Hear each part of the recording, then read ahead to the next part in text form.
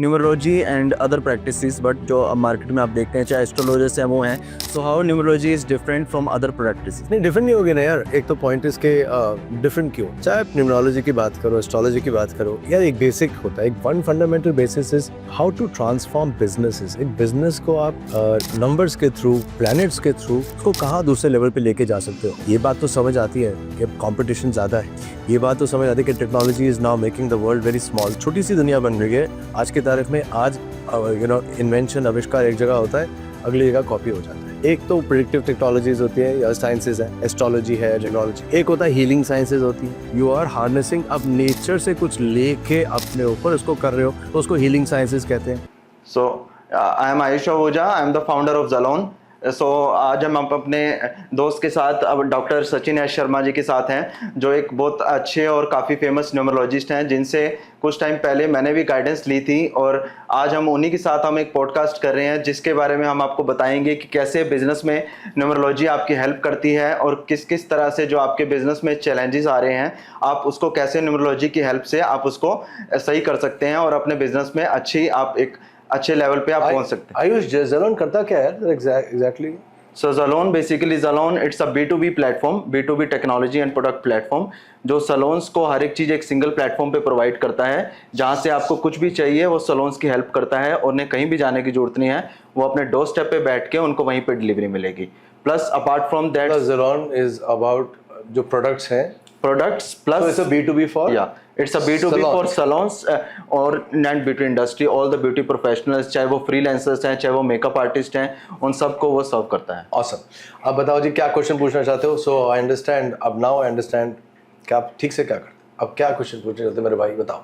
So sir, आप अपने बारे में बताइए थोड़ा, व्हाट्स योर बैकग्राउंड, ताकि हमारे न्यूमरोलॉजी करते करते आज की तारीख में यार न्यूमरोलॉजी 35-36 साल तो हो गए, बस उतना ही काफ़ी है टू अंडरस्टैंड दैट नंबर्स के बीच में रहना, प्लैनेट्स को अंडरस्टैंड करना और देन ग्लोबली इस चीज़ को प्रमोट करना।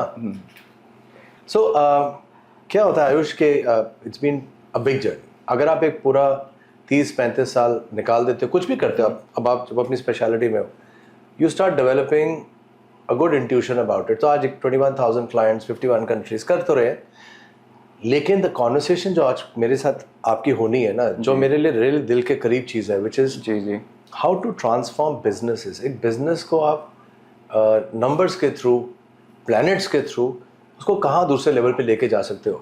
ये बात तो समझ आती है कि कंपटीशन ज़्यादा है, ये बात तो समझ आती है कि technology is now making the world very small. छोटी सी दुनिया बन रही है आज की तारीख में। आज इन्वेंशन, आविष्कार एक जगह होता है, अगली जगह कॉपी हो जाता है और कॉपी होकर बेटर हो जाता है। For example, Chinese cars are now better than where they copied it from. It's going to happen. तो मेरा एक क्वेस्ट है, मेरे एक सोच है कि न्यूमरोलॉजी प्लैनेट्स हैं, इस चीज़ को अगर मैं अप्लाई करूँ बिजनेसमैन के लिए, उनको कैसे एम्पावर कर सकते हैं या उनको कैसे स्ट्रांग बना सकते हैं। This is what my basic background is today. Okay, तो आज तो मैं सर आपसे पूछता हूँ कि जैसे न्यूमरोलॉजी है वैसे ही काफ़ी, सर आप बताओ। Numerology and other practices, but जो अब मार्केट में आप देखते हैं चाहे एस्ट्रोलॉजर्स हैं वो हैं, so how numerology is different from other practices. नहीं, डिफरेंट नहीं होगी ना यार। एक तो पॉइंट इसके डिफरेंट क्यों, क्योंकि पहले के जब हम हुए थे तब आपने देखा उस टाइम पे न्यूमरोलॉजी काफ़ी थी, बट धीरे धीरे करते करते एस्ट्रोलॉजर हैं, ये काफ़ी चीज़ें जो आ गई हैं, तो न्यूमरोलॉजी जो है लोगों ने काफ़ी, कई लोगों को इसके बारे में पता भी नहीं है। तो आप बताइए थोड़ा उसके बारे में कि कैसे लोगों को हम उसके लिए अवेयरनेस कैसे क्रिएट कर सकते हैं, plus how numerology can change people's life. क्यों है, पहले तो ये समझ के मुझे अवेयरनेस करनी क्यों है। यू अंडरस्टैंड दैट चाहे आप न्यूमरोलॉजी की बात करो, एस्ट्रोलॉजी की बात करो, यार एक बेसिक होता है, एक वन फंडामेंटल बेसिस इज कि सारा तो प्लैनेट्स के ऊपर बेस्ड है ना, प्लैनेट्स के ऊपर बेस्ड है। अब पहले तो आप ये एक्सेप्ट तो करो कि प्लैनेट्स हमें रूल करते हैं, यही एक्सेप्टेंस नहीं आती for a lot of people जो अब जनरेशन्स के हैं, या चलो हमारी जनरेशन और उसके 3 जनरेशन बाद तक आप सोचो, उनके लिए मेहनत करना, वर्ल्ड वॉर 2 देखी, वर्ल्ड वॉर 1 देखी, उसके बाद बहुत कुछ वॉर्स देखी, उनके लिए मेहनत करके खड़े होना, अपने दम पे करना, वो बहुत ज़रूरी डेफिनेशन था।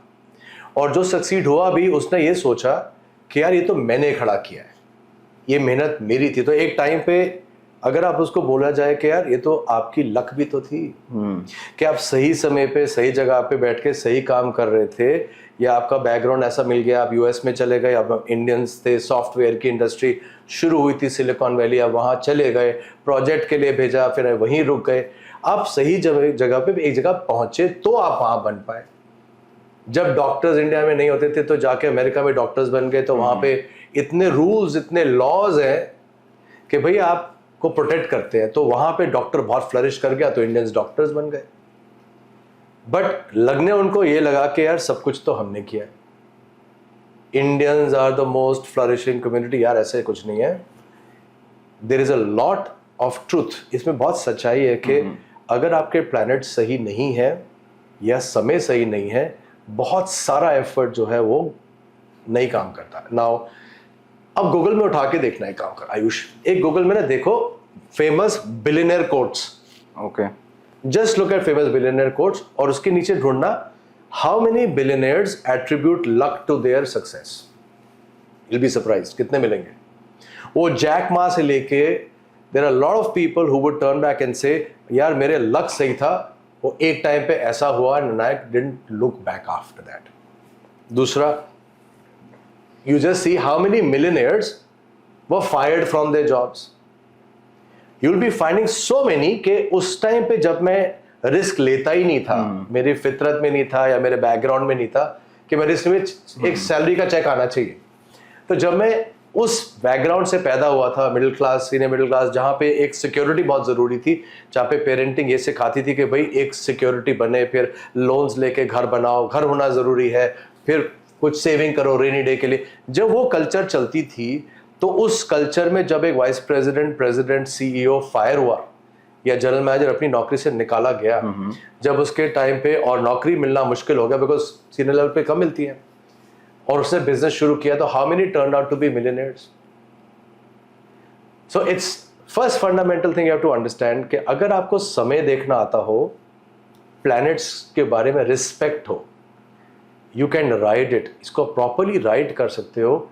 और बहुत सालों की मेहनत जो विफल है, या बहुत सालों की मेहनत जो काम ही नहीं करती, कि यार 10 साल 20 साल 30 साल से मेहनत करें लेकिन वही है, पैसा आने से पहले ही खर्चा हो जाता है, रिजल्ट नहीं निकल रहा है उसका, पैसा आने से पहले खर्चा हो जाता है, या पैसा ही नहीं आता, हमेशा खर्चे ज़्यादा ही रहते हैं, या पैसा बैंक में इकट्ठा हुआ नहीं, चाहे कंफर्ट लेवल आया, चाहे वो 10 दिन का, कि यार अब थोड़ा पैसा आ गया, एकदम से कोई इमरजेंसी आ जाएगी, वो पैसा ले जाएगी। एक पैटर्न्स है, और ये पैटर्न्स ना ये सारे के सारे प्लैनेट्स। तो first we need to understand कि न्यूमरोलॉजी हो या एस्ट्रोलॉजी हो, ये सारे प्लैनेट्स की कॉन्वर्सेशन है। जब तक ये बात आपको नहीं समझ आती, और ये समय बदल रहा है, people are beginning to understand that now, will talk about that, आगे जाके बात करते हैं। अब आपने बोला कि how is it different from other sciences. There are three ways of sciences. एक तो होता है कि प्लैनेट का इफेक्ट क्या है, उसके बारे में समझना, और फ्यूचर की बात करना। ये सबसे टफ होता है, बिकॉज फ्यूचर तो प्रिडिक्टेबल है या नहीं है, आपने या तो फ्यूचर प्रिडिक्शन में गलत हो या सही हो। सो एक तो प्रिडिक्टिव टेक्नोलॉजीज होती है या साइंसेज है, एस्ट्रोलॉजी है, न्यूमरोलॉजी। एक होता है हीलिंग साइंसेज होती है। हीलिंग साइंसेज में बीमारी है, डिप्रेशन है, mood, things where you are harnessing, आप नेचर से कुछ लेके अपने ऊपर उसको कर रहे हो, तो उसको हीलिंग साइंसेज कहते हैं। और एक है एनर्जी की साइंसेज। एनर्जी मतलब या बुरी नज़र लग गई, या आपने पूजा हो गई, या कोई ब्लैक एनर्जी आ गई, मैजिक या समथिंग। मैजिक तो मैं नहीं कहूँगा बिकॉज वो चीज़ मैं बिलीव नहीं करता, बट एनर्जीज। अब 3 अलग अलग ऑकल्ट साइंस है। So one is to save you from energies, one is to heal you, कि अगर आप ऑलरेडी अफेक्टेड हो तो हील कैसे करते हैं, one is to prevent even getting there, that is astrology numerology, जहाँ प्रिडिक्ट कर सकते हैं। ओके, अब difference between astrology and numerology क्या है? एस्ट्रोलॉजी क्या कहता है कि आप किस पॉइंट इन टाइम पे date, month, year, latitude, longitude में पैदा हुए थे, time of birth, place of birth, तो वहां से प्रिडिक्टेबल चार्ट्स के भाई इस पॉइंट पे आप पैदा हुए, तो जितने भी प्लैनेट्स से वो आपको इस टाइम पे अपने ऑर्बिट में तो चल ही रहे थे, लेकिन आपको इस पॉइंट पे इस एंगल से देख रहे थे। और जब आप पैदा हुए, अब जितना आगे लाइफ चलेगी, जैसे जैसे प्लैनेट्स अपने ऑर्बिट्स में चलते जाएंगे, आगे चलते जाएंगे, आपकी लाइफ का एक ब्लूप्रिंट बनता जाएगा। Okay. That is astrology. अब ये जो 3D यूनिवर्स है, अब 3D को अगर आप एक कागज में रिप्रेजेंट करते हो ना यार, कि बोलते यार ये एस्ट्रोलॉजिकल चार्ट है, इस घर से इस घर में सैटर्न मूव कर रहा है, इस घर से इस घर में ये मूव कर रहा है, वो 3D मोमेंट्स जो है ना प्लैनेट्स की, वो 2D पेपर पे डिपिक्ट करके कैलकुलेशंस करना इज एस्ट्रोलॉजी। है ना कॉम्प्लिकेटेड?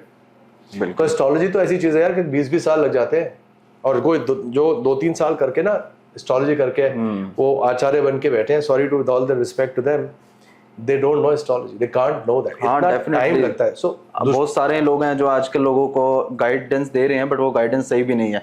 एस्ट्रोलॉजी हर एक, मतलब आप कहीं भी चले जाओ, आप आजकल छोटे छोटी जगह पे भी काफ़ी बने हुए हैं, बट वो चीज़ ठीक है, अब किसी के ऊपर पॉइंट आउट नहीं करना चाहिए, बट किसी जिसको नॉलेज नहीं भी है वो भी कर रहे हैं।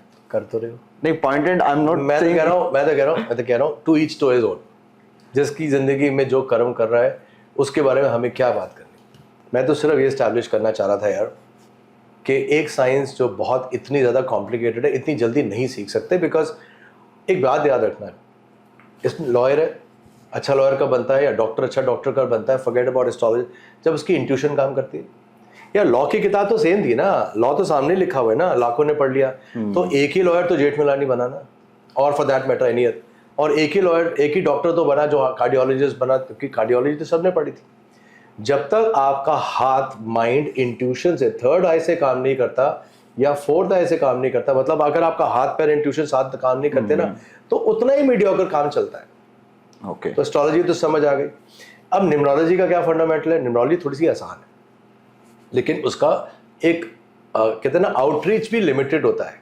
न्यूमरोलॉजी क्या बोलेगी कि हर लेटर को इंग्लिश के बेस पे बेस्ड वो वेरी इफेक्टिव, दो इट्स जूइश सिस्टम है जो कबाला सिस्टम है, वैदिक न्यूमरोलॉजी भी है, इजिप्शियंस की साइलेंट सिस्टम भी है, और वेस्टर्न न्यूमरोलॉजी में पैथागोरस सिस्टम भी है, बट उसका बेसिस सारा इंग्लिश लैंग्वेज है। तो हर लेटर को आप कन्वर्ट करते हो एक नंबर में, हर नंबर को कन्वर्ट करते हैं प्लैनेट में, घूम फिर के फिर प्लैनेट आ गए। जब आपके नाम के प्लैनेट्स हैं, डेट मंथ ईयर के प्लैनेट्स हैं, अब इनको जब आप जोड़ते हो, सारा न्यूमरोलॉजी का गेम है कि इनको हार्मनी करो भाई, बिकॉज ये तो राहु का नाम है, ये तो सन का डेट ऑफ बर्थ है, ये तो मार्स का date plus month plus year है, 3 डिफरेंट प्लैनेट्स हैं। इसको कैसे सेट करें? By changing the letters of the English alphabet, या जो भी हम करते हैं। तो name and date of birth दोनों सारे तो name and date of birth में करीब 20-25 प्लैनेट्स आ जाते हैं भाई इसके अंदर। आप ये नहीं कह सकते कि यार हर इंसान का, जिसका इंसान का डेट मंथ ईयर सेम है, उसकी लाइफ ऐसे रहेगी, कभी होता ही नहीं। फॉर एग्जाम्पल ट्विन्स नहीं होते, आप किसी भी ट्विन को उठा के देख लो, बीमारियां सेम लगेंगी to an extent, but life बिल्कुल डिफरेंट होती है, बिकॉज 10 प्लैनेट्स तो नाम के अंदर छुपे हुए होते हैं। अब उस 16 प्लैनेट्स को जब 10 प्लैनेट से मिक्स करते हो ना, मिलियंस ऑफ कॉम्बिनेशंस बनते हैं। So numerology is that, harmonising the planets. उस प्लैनेट्स को ना हार्मोनाइज करना ताकि दूसरे से वो लड़े ना, उसको न्यूमरोलॉजी कहते हैं। अब घूम फिर के न्यूमरोलॉजी प्रिडिक्टिव भी होती है। ज्यादातर आप देखोगे इंडिया में लोग प्रिडिक्शन नहीं करते, और ज़्यादातर जो बड़े बड़े न्यूमरोलॉजिस्ट जो भी हैं, ऑल रिस्पेक्ट यार, वो प्रिडिक्ट भी नहीं करते, वो सिर्फ सिखाते हैं। सिखा के भाई जब मेजरेबल ही नहीं है तो सिखा क्या रहे हो, वो कंफर्ट जोन में रहते हैं। लेकिन न्यूमरोलॉजी की जो स्कोप है, इट इज़ क्वाइट प्रिडिक्टेबल। आप उस पर बोलो कि आप न्यूमरोलॉजी से टाइम ऑफ डेथ पता लगा लो, इसकी ज़रूरत भी नहीं है आपको पता लगाने की, बिकॉज वो चीज़ आपको एम्पावर नहीं करती। जो चीज़ आपसे आपकी पावर छीनेगी ना, उसको जानने की जरूरत नहीं है, बिकॉज आपके लाइफ में फुल पोटेंशियल है। क्योंकि आप और मैं, एक बड़ी इंटरेस्टिंग बात है यार, आप और मैं ना फ्री विल की लाइफ जीने आए हैं। फ्री विल की लाइफ का मतलब होता है कि आपके पुराने हिसाब किताब से इस दिन ये तो होगा, उसके अगले दिन आप जिंदगी को कैसे जियोगे वो आपकी फ्री विल है। अगर फ्री विल नहीं, मतलब जो मैं चाहता हूं वो कर सकता हूं, अगर आपकी फ्री विल की लाइफ नहीं होती ना, तो अभी भी हम केव्स में बैठे रहते। सो फ्री विल की लाइफ यूनिवर्स से मिलती है कि भुगतो, अपने पे ऑफ करो प्लैनेट्स का, लेकिन अगले दिन की आपकी जो जिंदगी होगी वो आपके हाथ में है। सो द पॉइंट इज कि जब सब कुछ मेरे हाथ में है, तो मुझे तो सिर्फ ये देखना है ना कि किस पॉइंट पे मेरा लाइफ बदल रही है, ताकि उस पॉइंट को प्रिडिक्ट करके जब मेरे को कुछ चीज़ प्रिडिक्ट हो जाती है ना, तो मेरे लिए रेमेडी है। मुझे रेमेडी करने की क्या जरूरत है? रेमेडी करने की दुनिया तो बहुत प्लस भी है, माइनस भी है, फ्रॉड भी है और पॉजिटिव भी है, हमें जाना ही नहीं। मैं तो ये कह रहा हूँ कि मुझे ये पता है कि ये साल मेरा पैसे का अच्छा नहीं है, या हेल्थ के लिए अच्छा नहीं है तो मैं हेल्थ की केयर नहीं कर सकता, मैं अपने खाने को नहीं ऑब्जर्व कर सकता, मैं अपने लाइफस्टाइल को ऑब्जर्व नहीं कर सकता, तो बड़ी लॉजिक सी बात है यार। So the biggest remedy is knowledge. Numerology उतना जरूर ले जाती है आपको एंड ऑफ लाइफ तक कि जहां आपको आगे देखना आता हो। कि सपोज हमें कुछ भी अगर हम बिजनेस कर रहे हैं या आपकी हेल्थ को लेके है तो वो चीज़ हम पहले प्रेडिक्ट कर सकते हैं।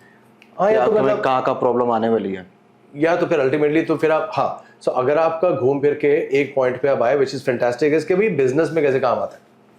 Eight the end of the day we are here to talk about business and it's not commonly, अब तो ये स्टैब्लिश हुआ कि चाहे वो एस्ट्रोलॉजी हो या न्यूमरोलॉजी हो, ये प्रिडिक्टिव साइंसेज में काउंट होती है। सो फार इंडिया में ये माना जाता है कि न्यूमरोलॉजी नाम चेंज की science, which is wrong, which is completely wrong by the way. क्योंकि जो पुराने न्यूमरोलॉजिस्ट हैं ना, जो कहते हैं ना कि ट्रू ब्लू ब्लड न्यूमरोलॉजी, मतलब जो वाकई में असली न्यूमरोलॉजिस्ट थे, उनका ये कहना होता था कि जितना हो सके नाम मत चेंज करना, जितना हो सके, मतलब एंड में नाम चेंज करना। और यहाँ पे मैं देखता हूँ वेबसाइट्स पे नेम चेंज न्यूमरोलॉजी सिखाई जा रही है, एज इफ न्यूमरोलॉजी कुछ भी नहीं है, सिर्फ नेम चेंज है, जो कॉस्मिक इंटेलिजेंस से बिल्कुल उल्टा है। आपके नाम में नंबर प्लैनेट्स हैं, वो प्लैनेट्स आपके टाइम पे पैदा होने के टाइम पे आ गए थे, आपका एक ब्लूप्रिंट बन गया, आप उस ब्लूप्रिंट में हस्तक्षेप करने जा रहे हो क्योंकि नाम चेंज करोगे, प्लैनेट्स हिलेंगे। आपको पहले तो प्लैनेट्स के बारे में आना चाहिए, या प्लैनेट्स की नेचर तो समझो, किसको हिला रहे हो, किसको ऐड कर रहे हो। सिंपल एक ए ऐड कर दिया, बी ऐड कर दिया, नंबर ऐड कर दिया, इट्स रिडिकुलस, बिकॉज वो तो बिल्कुल ही गलत है। अच्छा, वही हो रहा है, वहीं पे एक बंदे की नॉलेज शुरू होती है, वहीं खत्म हो जाता है। दूसरा, चलो आपने एक नाम चेंज किया, लाइक आई सेड भी लास्ट मोमेंट पे चेंज करना होता है, चलो हमने कर दिया, वो भी डिपेंड करता है। जैसे I came to you, you suggested me to change the name because you have gone through my all data everything, आपने देख के तब मुझे सजेस्ट किया है। हाँ। उसके बाद मैंने चेंजेस देखे भी, काफ़ी चेंजेस बिजनेस में आए, कैसे कैसे काफ़ी चीज़ें अच्छी भी हुई हैं। तो वो सब आपका बिलीफ है, उससे आपको पता होना चाहिए। जैसे आपने मुझे गाइडेंस दी, उसके बाद काफ़ी सारी चीज़ें बिजनेस में भी, काफ़ी मेरे लिए भी बहुत सारी चीज़ें अच्छी हुई हैं। मेरा एक पॉइंट है इसमें कि अगर मुझे नाम चेंज करना भी था ना लाइफ में, तो मुझे कम से कम 3 चीज़ें आनी चाहिए। और ये तो मैं यार हर पॉडकास्ट में बोलता ही बोलता हूँ कि यार प्लीज़ हर एक के पास जाके अपना नाम चेक कराना बंद करो, because this can become very dangerous. और 3 चीज़ें क्या है? 1 is nature of the planets, 2nd is पूरा फ्यूचर चार्ट कैलकुलेट करना आना चाहिए। यार आपको फ्यूचर कैलकुलेट नहीं करना आता तो आप एक ऐसा नाम कैसे दे रहे हो जो जिंदगी भर रहेगा? आपको जिंदगी को देखना तो आना चाहिए पहले। अब फॉर एग्जाम्पल जब फ्यूचर की कैलकुलेशन करते हैं ना, करीब 5 से 7 प्लैनेट्स लगते हैं।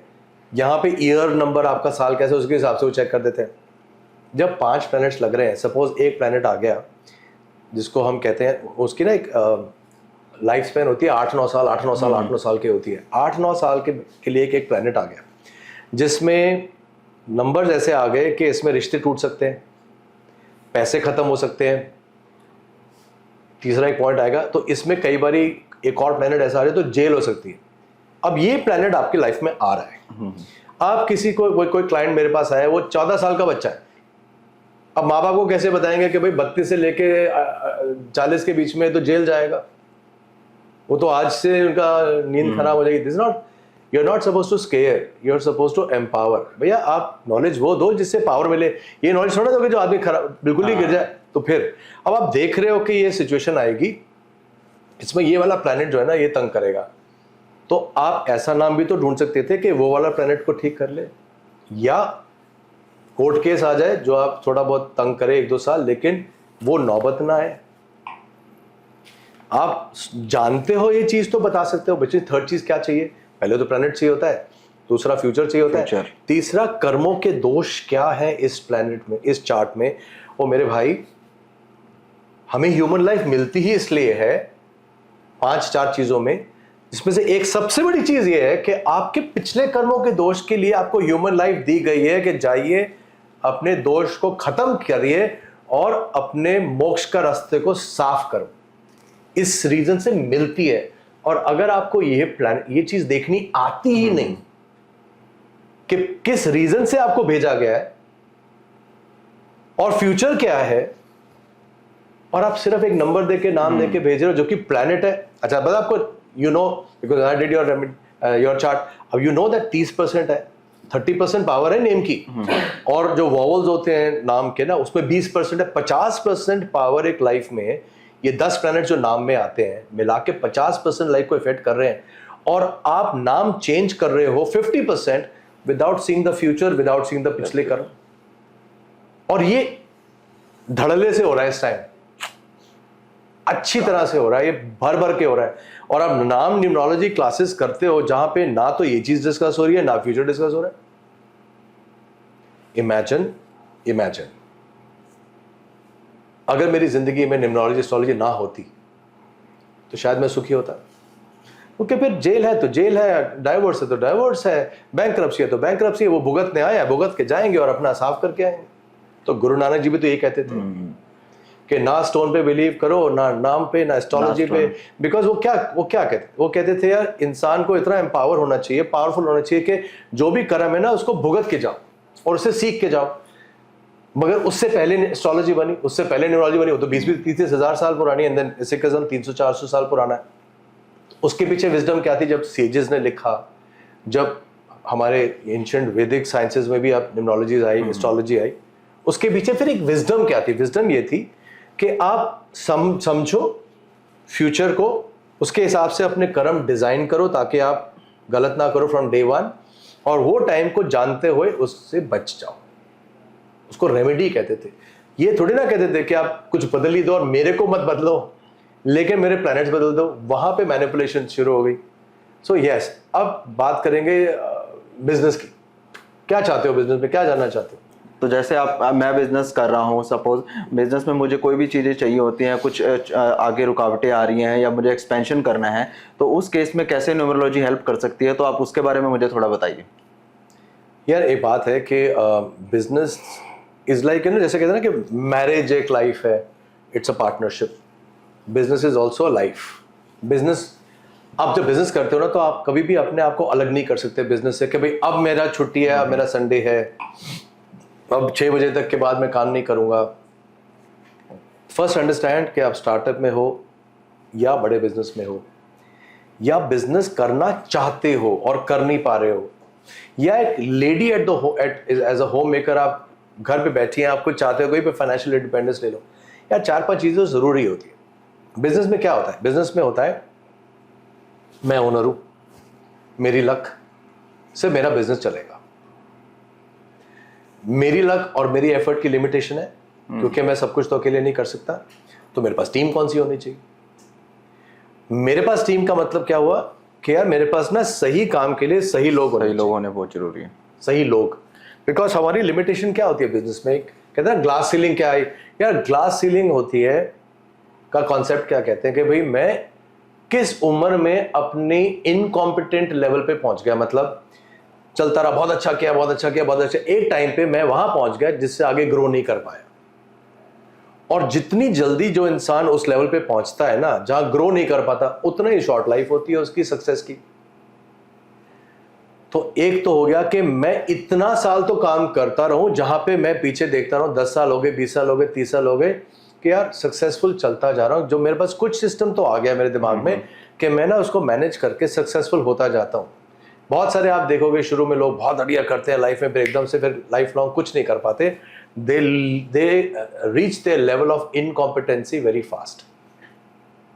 अब तो अल्टीमेटली एज अ बिजनेसमैन आपको तो ये देखना कि यार ये बिजनेस तो लाइफ लॉन्ग होगा, चाहे आप उसको बेचोगे, बड़ा करोगे, तो ये रिलेशनशिप अगर लाइफ लॉन्ग है तो आपको उस हिसाब से बिजनेस चलाना पड़ेगा कि उसकी लॉन्ग टर्म विजन है, मीडियम विजन है, इमीडिएट विजन है। ऐसे चलाओगे ना तो फिर आपको लॉन्ग टर्म, मीडियम और विजन देखना आना तो चाहिए। बिल्कुल।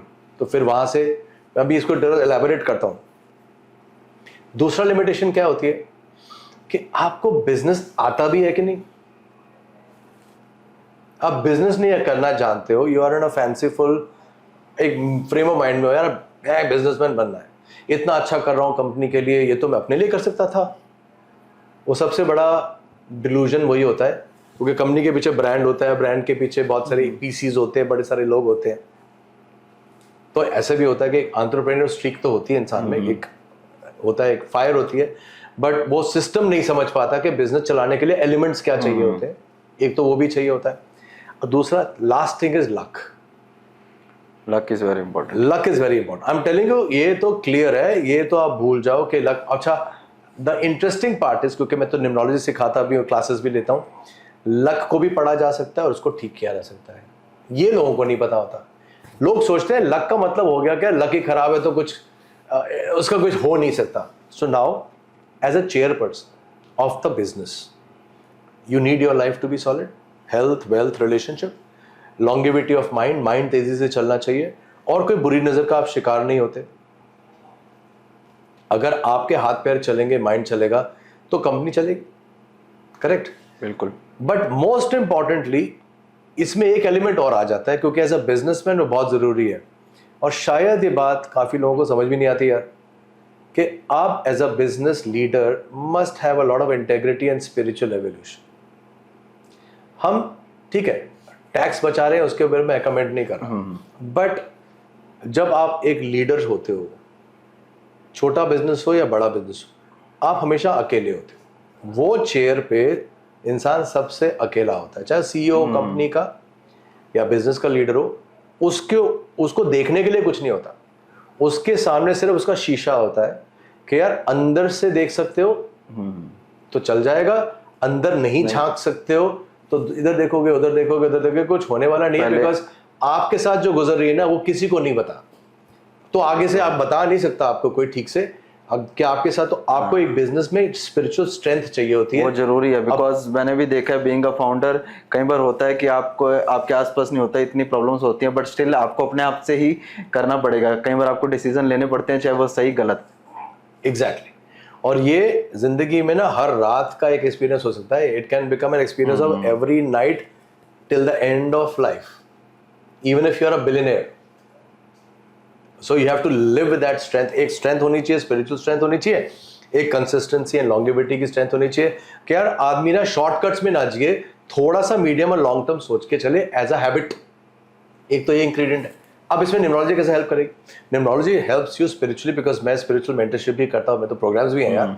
अग्रणी मैन है, मिलियंस ऑफ बिलियंस है, मनी मैग्नेट है, एंजल्स इन्वोकेशन है, मेरी एनजीओ भी है। आइडिया इज दैट आज के ज़माने में और आने वाले आर्टिफिशियल इंटेलिजेंस और मशीन लर्निंग के ज़माने में अगर आप स्पिरिचुअली स्ट्रांग नहीं है तो आप तो बकल अप कर जाएंगे, बिकॉज इतनी अनप्रिडिक्टेबिलिटी आ गई है बिजनेस में।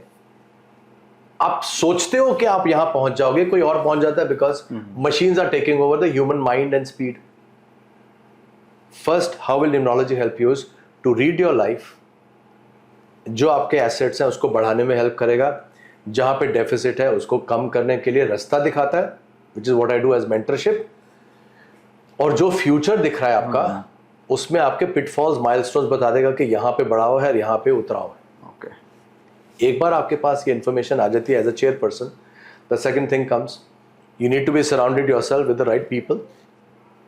पीपल इज ऑल्सो प्लैनेट्स ना। अब आपके सामने एक इंसान बैठा है, इंटरव्यू दे रहा है कि जब मैं तो बहुत बढ़िया, मैं टीम पर्सन हूँ, उसका सन बहुत स्ट्रांग है, उसका केतु बहुत स्ट्रांग है, और उसका मरकरी बहुत स्ट्रांग है। लेट्स से ये 3 प्लैनेट्स होते हैं जो बिल्कुल ही इंडिविजुअल होते हैं, 5, 1 and 7। Okay. If you are dominated by 1, 7 और 5, you don't listen to anybody else. आप अपने में सीमित होते हो, एंड हेंस आप कुछ भी अच्छा कर सकते हो, टीम्स नहीं चला सकते। टीम में कंपैशन चाहिए, एम्पैथी चाहिए, you have to have tolerance, patience. तो ये जो आपके नंबर्स ही आपके इंडिविजुअल्स हैं, चाहे वो सन का है, चाहे वो केतु का है, चाहे वो मरकरी का है, तो फिर आप वो गलत जॉब में, गलत प्रोफाइल के लिए, और यू आर कमिटिंग रॉन्गली कि मैं ये कर सकता हूँ, which is not true. Firstly understand. So putting the right people in the right job is most important. तो अगर आपके पास वो टीम ही नहीं सही आ रही, तो आप तो कहीं एक स्केल अप नहीं कर पाओगे। तीसरी बात है ना, आपको समझ आएगा कि you put the right team together. अब आप you are also strong internally, और जो मोस्ट इंपॉर्टेंट होता है कि आपके पास एक अच्छा सक्सेशन प्लान होता है। जिंदगी में कौन आपके साथ कितना खड़ा है, आप you can predict, well you can predict in numerology now. यार ये इंसान के ना घर में प्रॉब्लम चल रही है, शायद ये अगले साल आपके साथ ना हो। ऐसा ना हो कि उसकी इंटेंशन ना हो, ये इंसान नौकरी ढूंढ सकता है, इसका चेंज आ रहा है। आप इतना कुछ जान सकते हो और न्यूमरोलॉजी की फ़ायदा क्या है, न्यूमरोलॉजी में तो सिर्फ नाम, डेट, मंथ, ईयर चाहिए होता है। तो अगर आपके पास नाम है, डेट, मंथ, तो आधार में होता है, पैन कार्ड में होता है, मोस्टली लोग एक्यूरेट ही होता है, थोड़ा बहुत इधर उधर हो गया तो फिर भी नाम से काफ़ी कुछ पढ़ा जा सकता है। तो ये तो समझ आ ही जाता है ना कि जो आपने अपनी टीम इकट्ठा करी है, जिसके ऊपर अब आपका सारा का सारा प्लान्स और आपकी सारी savings perhaps as a startup लगने वाली है, उस पर आप भरोसा कर भी सकते हो कि नहीं? तो ये तो बहुत इंपॉर्टेंट है फॉर अ स्टार्टअप। और for that matter to friends, चलो बिजनेस शुरू करते हैं। और फॉर दैट मैटर मैं अपनी जॉब में अच्छा कर रहा हूँ, let me just start my own company. उनके लिए तो सबसे इंपॉर्टेंट ये है कि भैया जिसके साथ आप हायर कर रहे हो, जिसको आप लॉन्गिविटी में आप सोच रहे हो कि मैं 1 साल में कर लूंगा, 2 साल में, ये 1 साल 2 साल रुकने वाले भी हैं कि नहीं? क्या जिनके या ये लेडी जो है, जो आज की तारीख में आपके साथ आई है ज्वाइन करने, इसके तो नंबर ऐसे आ गए that she will have a baby next year. That is so important कि आपकी सक्सेशन प्लानिंग इन प्लेस है कि नहीं, कि हर इंसान के पीछे कोई इंसान या कोई बैकअप प्लान है कि नहीं। ओके, पता है क्या होता है, एंटरप्रेन्योर हो या बिजनेसमैन हो ना, फिर सारे काम अपने आप ही करने पड़ते हैं। अकाउंट्स भी करना पड़ता है, यू नो, पेपर वर्क भी करना पड़ता है, ऑपरेशन भी करने पड़ते हैं, मेल्स भी, सारे काम अपने लेकर, सेल्स भी करनी पड़ती है। उस भीड़ में आपके जो आसपास के लोग हैं ना, वो या तो छूट जाएंगे, तो क्या आप उनसे कंट्रोल नहीं रख पाते हो, या फिर आपको अगर आप ढंग से हायर कर लें तो सक्सेशन प्लानिंग बड़ा सही है। मोस्ट इंपॉर्टेंट चीज जो बड़ी कंपनी सफर करती हैं, ये तो बहुत इंपॉर्टेंट है कि इसका तोड़ ना हो तो कंपनी बैठ जाती है, चाहे वो $1 बिलियन कंपनीज हो, इज एट्रिशन ऑफ पीपल। मतलब आपके लोग किस रेट पे छोड़ के चाहते हैं। एट्रिशन का मतलब क्या हुआ, आपने लोगों को लिया, हायर किया, पैसे लगे, ट्रेनिंग करी, टाइम लगा, एक्सपीरियंस करते करते वो इंसान बैठना शुरू किया, छोड़ के चला गया। जब एक कल्चर बन जाती है कोई कंपनी में ना, आफ्टर सम टाइम एक कल्चर बन जाती है कि लोग छोड़ रहे हैं, तो क्या होता है कि नॉलेज कभी इस कंपनी में बढ़ती नहीं। उसको कहते हैं नॉलेज ड्रेन हो जाती है, कि नॉलेज तो यार कभी हुई नहीं, क्योंकि हर बारी नए लोग आ रहे हैं, हर बारी तो जो लोग एक्सपीरियंस थे, जो इस कंपनी को नेक्स्ट लेवल पे लेके जा सकते थे, वो तो है ही नहीं, वो तो जा चुके होते। Succession planning, attrition management, putting the right people at the right place, making yourself as spiritually and mentally strong, ये सब तो बेसिक न्यूमरोलॉजी का काम है। अब मैं अपने जी का बताता हूँ, क्या ना, मेरा बैकग्राउंड में मैं जी में था, I was at Dell, I was Bank of America, I was AT&T, I was vice president for EXL, I was senior vice president for Intellinet. मतलब I have been working in Fortune 50 companies in my life. तो मैंने बहुत experiences देखे थे, systems उनके समझ आया कि यार जी इतनी बड़ी कंपनी क्यों है, कि उनका सिस्टम बहुत बढ़िया, उनको सिस्टम को समझा, उनको एक्सपीरियंस किया। I was at level of vice president था, I was at level of director and all that stuff. तो मेरे को तो समझ आता है यार ये कल्चर कैसे होल्ड करते हैं। अब फॉर एग्जांपल जी में जब मैं काम करता था, 13 लाख लोग थे उसमें, 13 लाख। ओके, जी की जीडीपी मतलब टर्नओवर था, जो जी का टर्नओवर उस टाइम की बात कर रहा हूं, तो बहुत टाइम हो गया, पाकिस्तान की जीडीपी से 13 टाइम्स मोर थी। एक कंट्री की जीडीपी से जी का टर्नओवर ज्यादा था। जी की जो मैनेजमेंट होती थी, उनका सुबह से शाम तक काम कुछ नहीं होता, वो कंपनी नहीं चलाते थे। जो टॉप मैनेजमेंट होती, उनका काम ही कुछ नहीं था। उनका काम था हर साल मुझे इतनी कंपनियां खरीदनी है, क्योंकि शेयर होल्डर्स को वैल्यू कैसे दूंगा मैं। वो शेयर होल्डर्स की वैल्यू नहीं बढ़ेगी तो शेयर के दाम गिर जाएंगे, शेयर के दाम मिल जाएंगे तो आपका मार्केट खत्म हो जाएगी। The entire work of the chairman every day of his life was looking at project जहां पे वो कंपनी में पैसे डाल के कंपनियां खरीद सके। वो सिर्फ वही करते थे और आज भी वही करते हैं। Imagine that kind of a culture जहां your job is not to hire people, your job is to buy companies on a daily basis, to valuate project reports and all. वो भी तो इंसान है जो एक देश चला रहा है 12 घंटे में या 24 घंटे में, और वो इतना बड़ा देश चला रहा है जहाँ पे सबसे मोस्ट पॉपुलेटेड कंट्री है आज की तारीख में, सो मेनी डिस्ट्रैक्शंस। वो भी तो एक इंसान है ना, और वो भी एक इंसान है जो घर पे बैठ के उसकी मेड नहीं हैंडल हो रही उससे। इंसान तो वही है, 24 घंटे तो वही है। न्यूमरोलॉजी हर जगह काम आती है to empower you to your next level. ये तो सिर्फ मेंटरशिप की बात है कि आप अगर एक इंसान से जुड़ जाते हो और आप न्यूमरोलॉजिस्ट हो और आप फ्यूचर देखना जानते हो, आप पीछे के कर्म देख सकते हो, अगर आप अपना टाइम और एफर्ट उस इंसान के लिए लगाओगे तो कहाँ से कहाँ पहुँच जाएगा वो। बिकॉज ऐसा कुछ है ही नहीं बिजनेस में जो न्यूमरोलॉजी के सामने एक ब्लैक होल है एवरीथिंग कैन बी। अब फॉर एग्जाम्पल मैं आपको एग्जाम्पल देता हूँ बिकॉज अच्छा एक चीज वो लक वाला पूछ। तो जैसे आपने स्टार्टिंग में बताया था कि बिजनेस में लक जो है वो बहुत इंपॉर्टेंट चीज है, तो अगर हमें लक को चेंज करना है, क्या हम न्यूमरोलॉजी की हेल्प से लक को चेंज कर सकते हैं? या लक की सी लक में क्या होता है तो 9 प्लैनेट्स ही ना। अब ग्रिड्स होती है लक में, जैसे इट्स अ 9 ब्लॉकर, मतलब 9 3 3 3 की ना 9 ब्लॉकर ग्रिड्स बनती है, जिसमें पता होता है यार ये वाला खाना भरा हुआ है, कौन सा खाली, लाइक दैट। अब उससे दो चीजें समझ आ जाती हैं from the day of birth, because पहले वो फर्स्ट डे से बनती है, डेट बनती है, डाल के बनती है। क्या चीज आपके लिए एसेट है और क्या चीज आपके लिए चैलेंज है। ओके। जो एसेट है ऑब्वियसली आप उस पर काम करोगे, और जब काम करोगे तो जो आपको एसेट पता है तभी तो काम करोगे। और जो चैलेंज है, अब जब 9 प्लैनेट्स में से 5 खाली है या 4 खाली है, तो आपको 4 चीजों पे काम करना है ना, 9 चीजों पे थोड़ी ना काम करना है। तो जहां पे which I give remedies and all, obviously part of my, अब मैं सिखाता भी हूँ अपने स्टूडेंट्स को कि यार ये वाली प्लैनेट अगर खाली होगा या यहाँ पे कॉम्बिनेशन होगा तो ऐसे लक को ठीक करते हैं, ऐसे लक को ठीक करते हैं, ऐसे लक को ठीक करते हैं। Luck is what? Luck is कि इस टाइम पे आपका पेट खराब हो सकता है, इस टाइम पे पेट खराब हो सकता है, आप इस टाइम पर मिर्ची कम करेंगे, ये खत्म होगा, वो नहीं करेंगे, वो टाइम नहीं पता तो पेट तो खराब हो जाएगा। नो, वहां शुरू नहीं होती लक शुरू।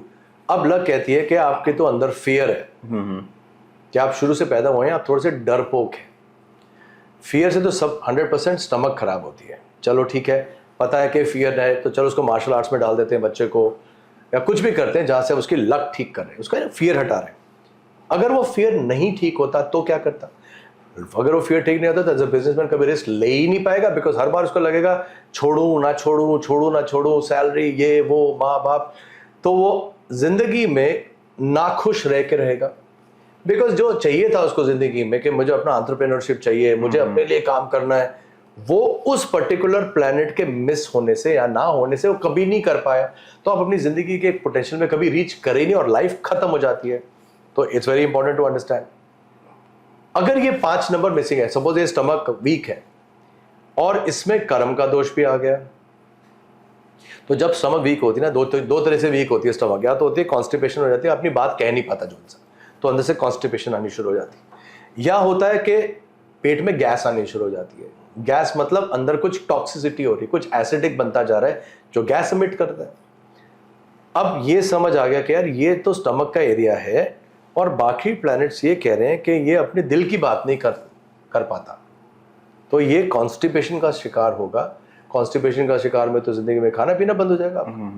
ये मत खाओ, वो मत खाओ, वो मत खाओ, दवाइयाँ खाओ, दवाइयाँ खाओ। अब कॉम्प्लिकेशन कहाँ गई? इसके चार्ट में पिछले कर्म का दोष भी है। जब पिछले कर्म का दोष होगा तो ये एसिडिटी इतनी बढ़ जाएगी कि वो सेल कैंसर बन जाएंगे। कैंसरस मतलब जरूरी नहीं कि हर कैंसर नहीं बनता, बट वो इतने ज्यादा खराब हो जाते हैं कि वो बहुत सिवियर इश्यूज आने शुरू हो जाते हैं। यार ये तो मुझे टाइम पैदा के टाइम पे हो जाता है, जब मैं बच्चों का करता हूँ, हम तो सिजेरियन डेट्स भी तो करते हैं ना। अब उसी टाइम समझ आता है कि यार इसके बच्चे में ये प्रॉब्लम आएगी जिंदगी में, तो इसकी लक तो यहीं से ठीक करो। तो सिमिलरली एज अ बिजनेसमैन अब घूम फिर के तो एक इंसान ही तो हो ना, तब इंसान का लक सामने पड़ा हुआ है, सारे प्लैनेट्स पड़े हुए हैं कि ठीक है फ्यूचर में ये समझ आ रहा है इसकी लक ऐसे ठीक होगी, ऐसे ठीक होगी, दिस इज आउट। मैं आपको एग्जांपल देता हूँ। क्या न्यूमरोलॉजी ना basically fundamentally successful because you have experience. देखी तो है आपने न्यूमरोलॉजी कैसे चलती है, क्योंकि जैसे आपने भी बताया लक का, क्योंकि कई बार क्या होता है आप बिजनेस कर रहे हो, आप अपने एफर्ट्स डाल रहे हो, आप सब कुछ कर रहे हो, बट एट द एंड आके वो काम आपका होता नहीं है, कहीं ना कहीं आपको प्रॉब्लम आ ही जाती है, चाहे वो किसी भी वे में आए। तो उसके लिए लक करेक्ट, एक दिन लक भी नहीं, उसके लिए फ्यूचर जानना भी जरूरी है और पिछले कर्म जानना भी जरूरी है, बिकॉज सिर्फ लक से नहीं चलता काम। Luck is in addition to all of that. Okay. So अगर आपको वो सब जिसको हम कहते हैं ना life chart, full life consultation जो हमने करी थी, उससे आइडिया हो जाता है। अब थोड़ा सा मैं आपको ना 2 एग्जाम्पल देता हूँ, पॉजिटिव और नेगेटिव, ठीक है, कि बिजनेस में कैसे अप्लाई हुआ था। I think that will finish our conversation also. अब एक फंडामेंटल लक का एग्जाम्पल देता हूं कि भाई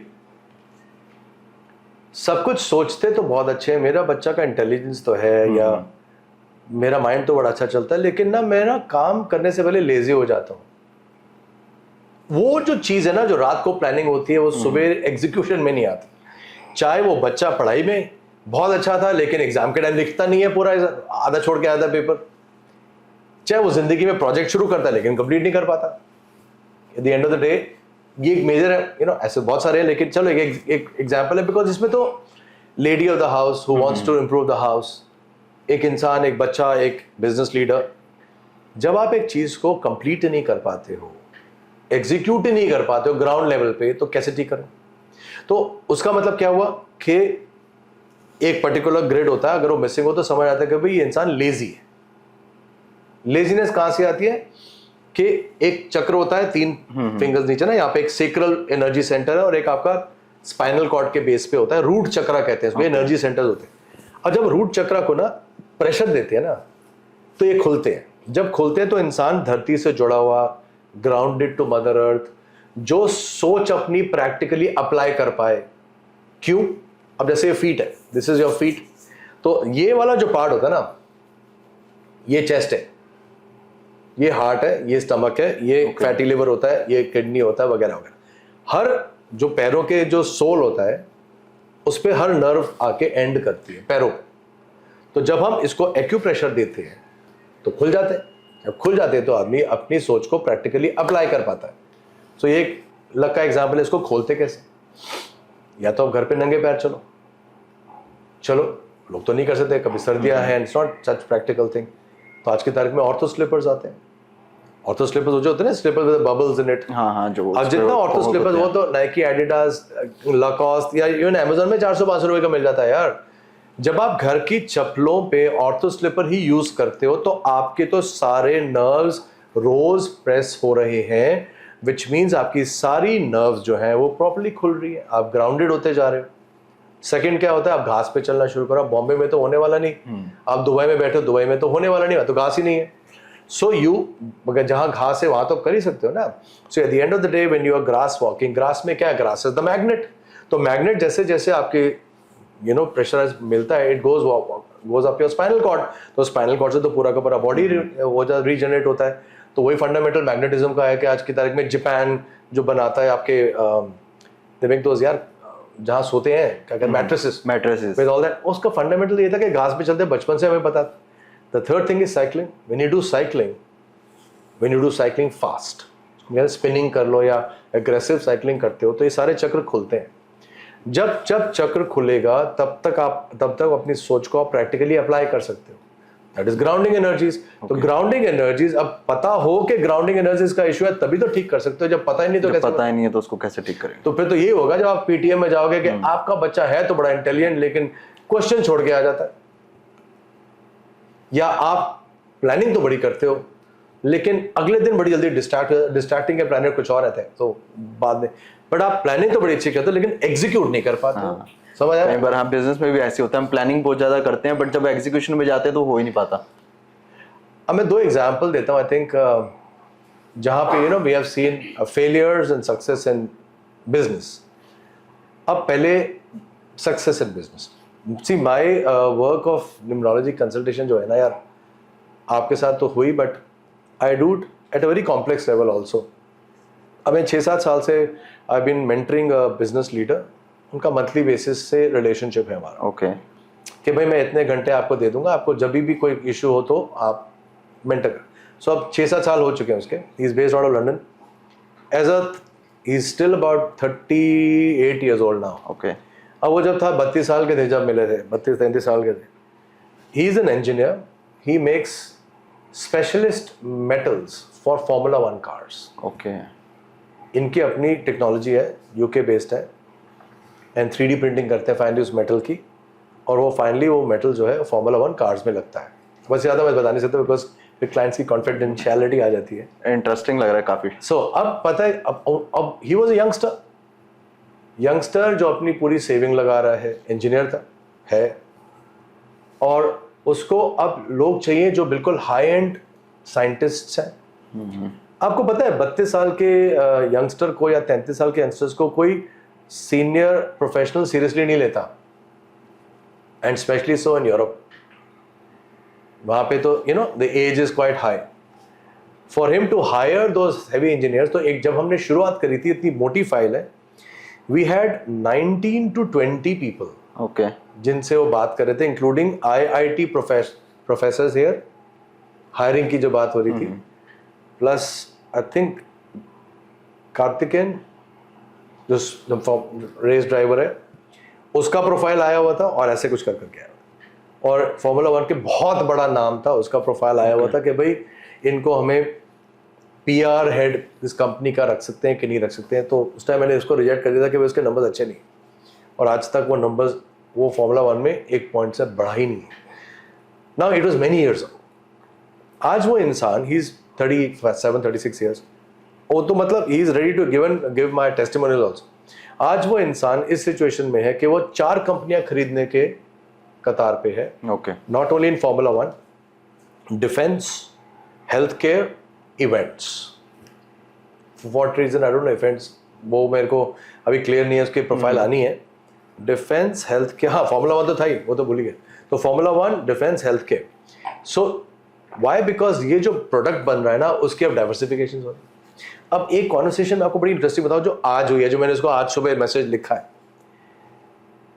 कल मैंने उसको बोला था, हम लोग अभी वो इस टाइम यहीं पर ही है, वो कल सुबह की फ्लाइट उसकी वापस है।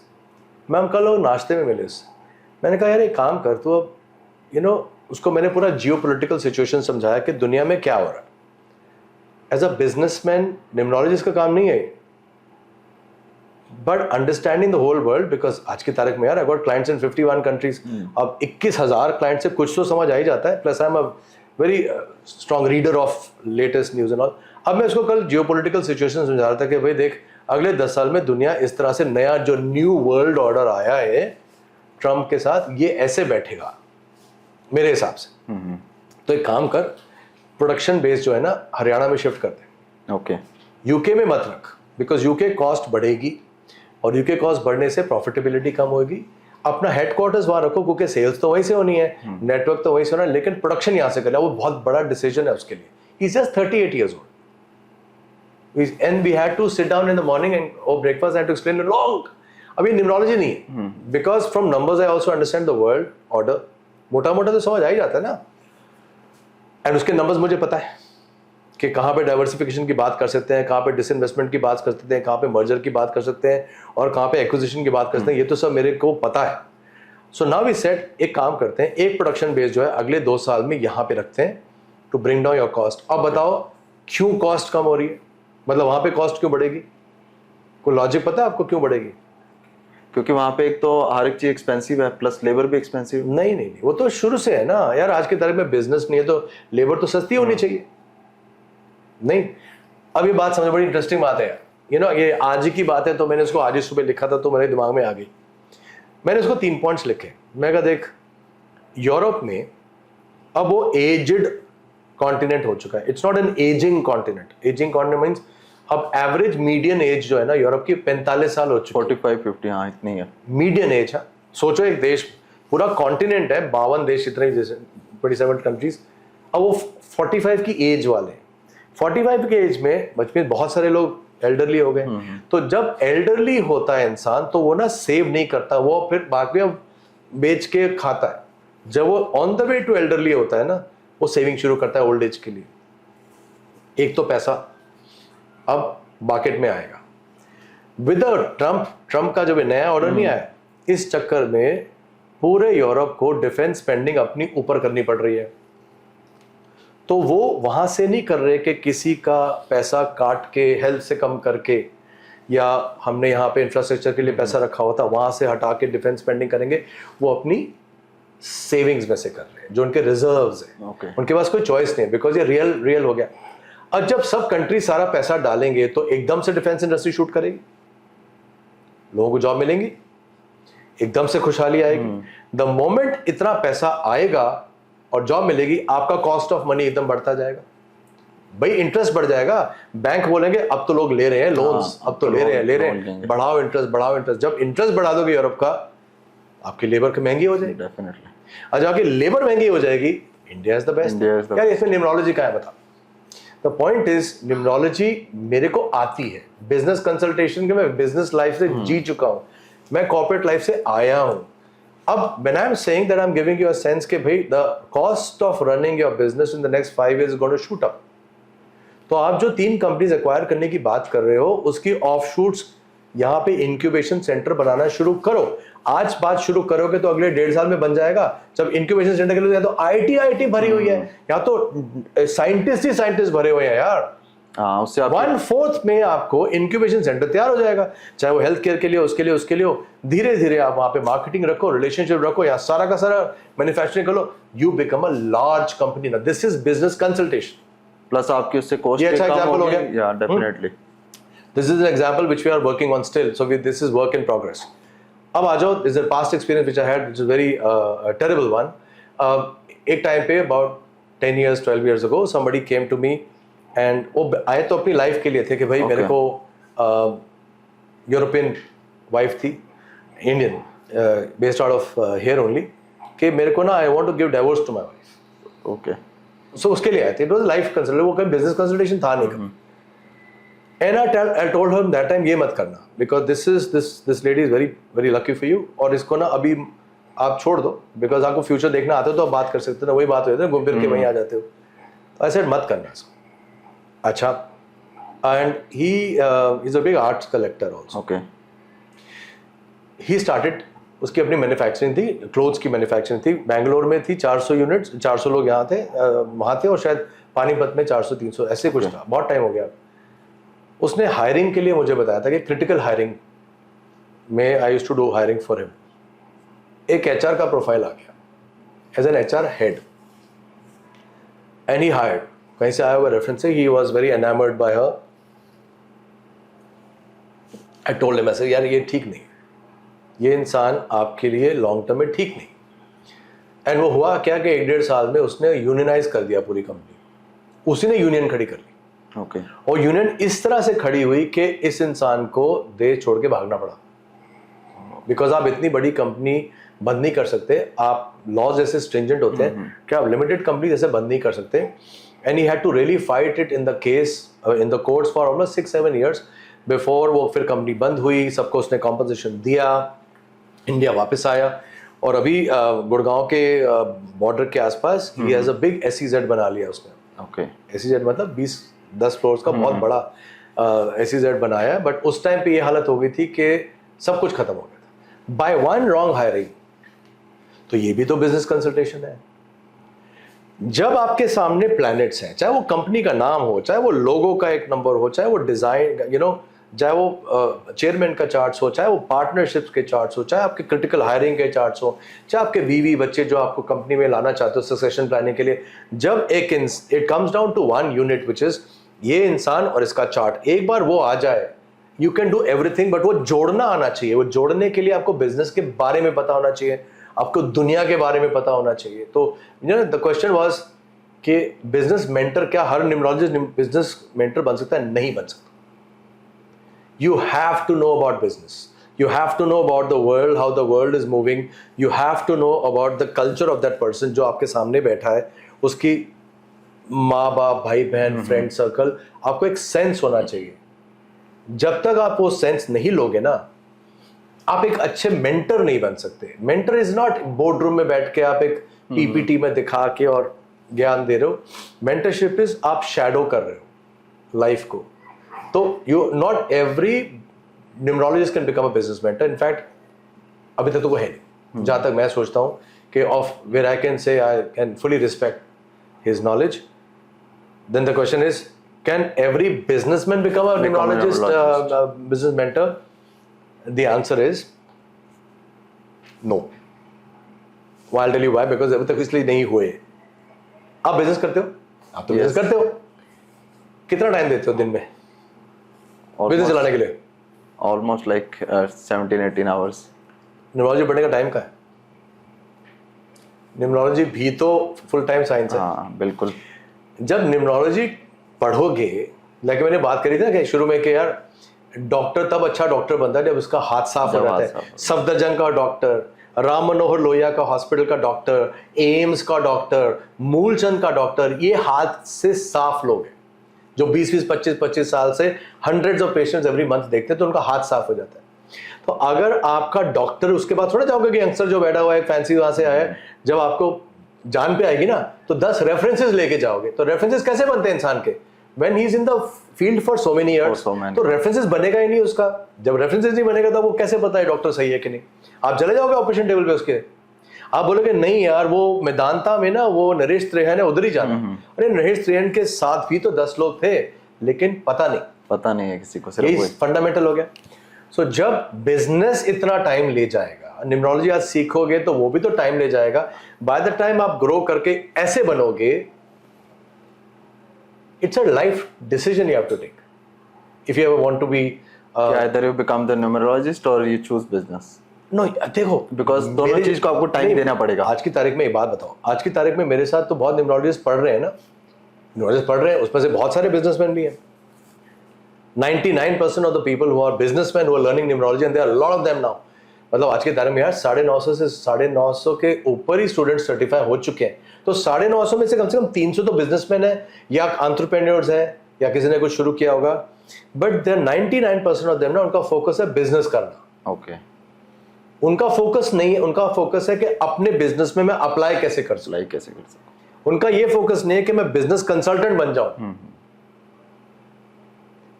उसमें फिर आपको अगले इंसान के बूट्स में, you have to be in the shoes of the other person and live their life to become a consultant और अ मेंटर. वो लाइन ना पार करने में लोग लेजी हैं. That's a world of knowledge. एक जोन है, वो जब जोन में आप आ जाएंगे कि नॉलेज है, फिर वो बिजनेस हो, चाहे वो पॉलिटिशियन हो, चाहे वो लेडी ऑफ द हाउस हो, चाहे यंगस्टर हो जो जिंदगी में अपना एस्पिरेशनली कुछ बड़ा काम करने चाहता है, बस वो एक चार्ट है और आप हो. वो एक जोन होती है. चाहे जो डॉक्टर की भी ना एक जोन होती है, लॉयर की अपनी जोन होती है कि वो जब बैठा होगा ना जज के सामने, उसको पता है क्या बोलना है. वो जज की बॉडी लैंग्वेज समझ आएगा कि जज क्या सुनना चाह रहा है.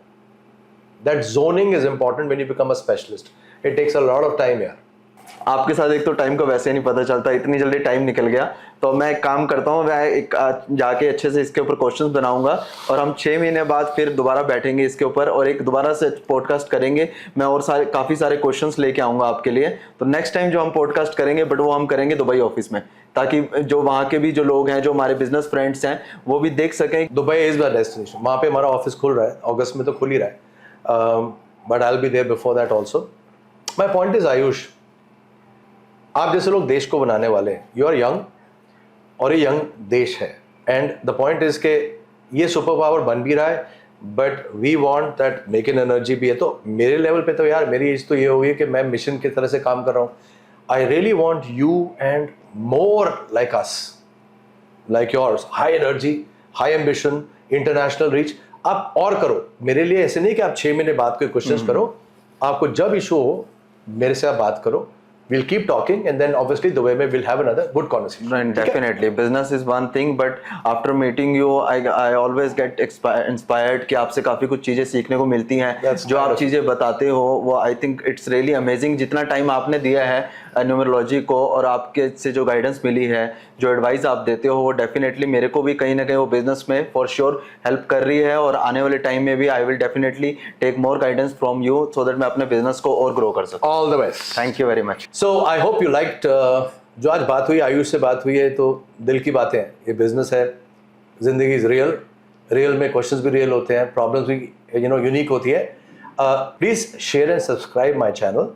More content will flow. Obviously, the whole idea is now to reach as many. So, आपके comments की we will keep waiting, and on the basis of that, my team will develop more content like that, which will be very, very well, you know. So, I hope you liked what we talked about today. Relevant है, आपके questions हैं, comments हैं. We'll definitely be doing much more of it. So, share, subscribe my channel, and hopefully, we shall see you very soon. God bless us all. Take care.